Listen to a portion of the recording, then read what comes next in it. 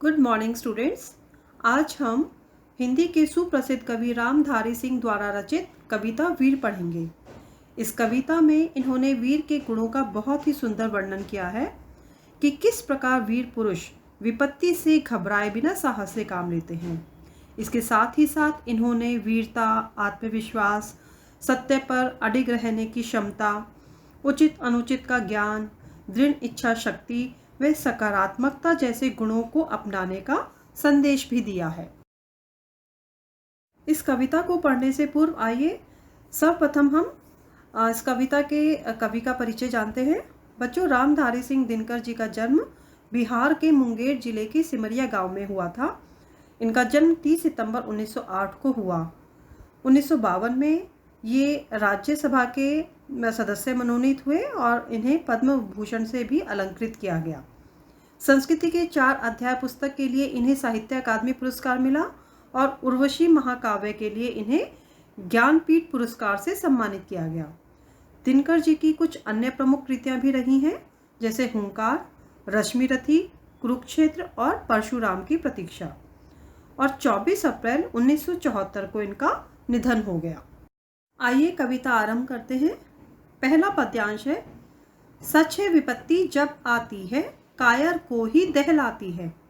सूरमा नहीं विचलित होते, क्षण एक नहीं धीरज खोते। विघ्नों को गले लगाते हैं, कांटों में राह बनाते हैं। अर्थात इस पद्यांश में कवि ये कहना चाहते हैं कि विपत्ति अर्थात मुसीबत जब भी आती है तो कायर अर्थात कमज़ोर व्यक्ति उससे घबरा जाते हैं, यानी वो कायर को ही दहलाती है। लेकिन जो सूरमा अर्थात जो वीर पुरुष होते हैं वे क्षण भर के लिए भी, एक पल के लिए भी अपना धैर्य नहीं छोड़ते। वे उससे घबराते नहीं हैं, बल्कि वे अपने सामने आई हर परेशानी को धैर्य से अपनाते हैं और उसका समाधान ढूंढने का प्रयास करते हैं।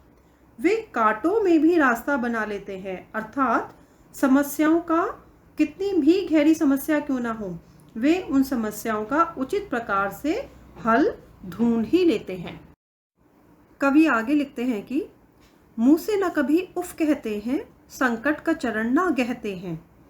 जो आ पड़ता सब सहते हैं, उद्योग निरत्नित रहते हैं। शूलों का मूल नसाते हैं, बड़ खुद विपत्ति पर छाते हैं। अर्थात कवि यहाँ यह कहना चाहते हैं कि मुसीबत के आने पर वीर मनुष्य अपने मुंह से उफ तक भी नहीं कहते, बल्कि उसे चुपचाप सहन करते रहते हैं। और संकट का चरण ना कहते हैं, चरण अर्थात पैर, और संकट जो है, संकट को अपने पैर जमाने नहीं देते, अर्थात संकट को आगे बढ़ने नहीं देते, बल्कि जो मुसीबत उनके सामने आती है उसको चुपचाप सहते हैं और निरंतर उसको दूर करने का प्रयास करते हैं। उद्योग निरत्नित रहते हैं, मतलब हमेशा वो काम में लगे रहते हैं और ये देखते रहते हैं कि किस तरीके से इस मुसीबत का हल निकाला जा सके। और हल निकालने हेतु जो भी कार्य उन्हें करना होता है वे निरंतर वह कार्य करते रहते हैं। फिर आगे कहते हैं कि शूलों का मूल नसाते हैं। शूल अर्थात कांटा और मूल अर्थात मूल नसाते हैं, अर्थात उसको जड़ से उखाड़ देना। तो भाव यह है कि कठिन से कठिन कार्य भी अगर उनके सामने आता है तो वो उसे अपनाते हैं और उसे पूर्ण करने में लगे रहते हैं, तथा उसके सामने, यानी उस कार्य की पूर्ति के लिए उनके सामने कांटे समान जो भी मुसीबत आती है उसे जड़ से उखाड़ देते हैं और वे आगे बढ़ते ही रहते हैं। अगला पद्यांश देखिए। है कौन विघ्न ऐसा जग में, टिक सके आदमी के मग में। खम ठोक ठेलता है जब नर पर्वत के जाते पांव उखड़। मानव जब जोड़ लगाता है, पत्थर पानी बन जाता है।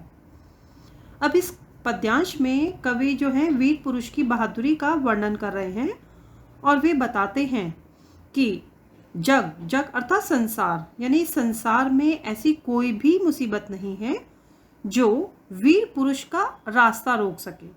मग, मग अर्थात रास्ता, यानी कोई भी मुसीबत जो है वो वीर पुरुष के सामने टिक नहीं पाती है। और जब वीर पुरुष पूर्ण उत्साह के साथ में आगे बढ़ता है तो यानी खम ठोक ठेलता है जब नर, यानी नर मनुष्य या वीर पुरुष जो है जब पूर्ण उत्साह के साथ आगे बढ़ता है तो पर्वत के जाते पांव उखड़, यानी कि पर्वत समान मुसीबत भी जो है वो हिल जाती है, अर्थात उसके भी पांव उखड़ जाते हैं, वो भी वीर पुरुष के सामने टिक नहीं पाती। फिर आगे लिखते हैं, मानव जब जोर लगाता है पत्थर पानी बन जाता है। अर्थात मनुष्य जब अपनी कार्य क्षमता प्रदर्शित करता है यानी कि अपनी ताकत दिखाता है तो कठिन से कठिन काम भी आसान हो जाता है।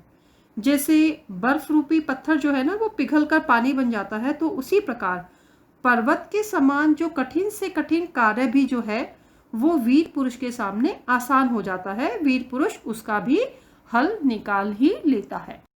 आखिरी पद्यांश देखिए, इसमें कवि लिखते हैं कि गुण बड़े एक से एक प्रखर है छिपे मानवों के भीतर, मेहंदी में जैसे लाली हो वर्तिका बीच उजियाली हो, बत्ती जो नहीं जलाता है रोशनी नहीं वह पाता है। अर्थात भाव ये है कि मानव के भीतर अनेक गुणों का भंडार है, यानी एक से बढ़कर एक गुण जो है वो मनुष्य के अंदर भरे हुए हैं और वे गुण उसी प्रकार मनुष्य में छिपे रहते हैं जिस प्रकार मेहंदी, जैसे मेहंदी जो है, मेहंदी देखने में तो हरी होती है लेकिन जब हम उसे लगाते हैं और वह हट जाती है तो उसके अंदर से लाल रंग निकल कर आता है। तो जैसे मेहंदी के अंदर लाल रंग छुपा हुआ होता है या दीपक जो है, दीपक की बाती में प्रकाश छुपा हुआ होता है। दीपक की जो बाती है वो उसका प्रकाश हमें दिखाई नहीं देता, लेकिन जब हम उसे जलाते हैं तभी वह प्रकाश हमें दिखाई देता है। तो कवि कहना चाहते हैं कि जैसे मेहंदी में उसका लाल गुण छुपा हुआ है या बाती के अंदर उसका प्रकाश रूपी गुण छुपा है, उसी प्रकार मनुष्य के अंदर भी बहुत सारे गुण छुपे हुए हैं। फिर वे आगे लिखते हैं कि बत्ती जो नहीं जलाता है रोशनी नहीं वह पाता है। अब यहाँ पर कवि ये कहना चाहते हैं कि जो व्यक्ति बाती नहीं जलाता है उसे प्रकाश नहीं मिलता। अर्थात आशय यह है कि जो व्यक्ति परिश्रम ही नहीं करेगा तो उसे अपनी मेहनत का फल कैसे प्राप्त होगा। यानी जो व्यक्ति बत्ती जलाएगा उसे ही तो रोशनी प्राप्त होगी, लेकिन जो बत्ती जलाएगा ही नहीं तो उसे रोशनी कैसे प्राप्त होगी। तो उसी प्रकार अगर कोई मनुष्य परिश्रम ही नहीं करेगा तो उसे उसका फल कैसे प्राप्त होगा। बच्चों, आशा करती हूँ कि कवि द्वारा दिए गए इस संदेश को आप ध्यानपूर्वक समझकर अपने जीवन में अपनाने का प्रयास करेंगे।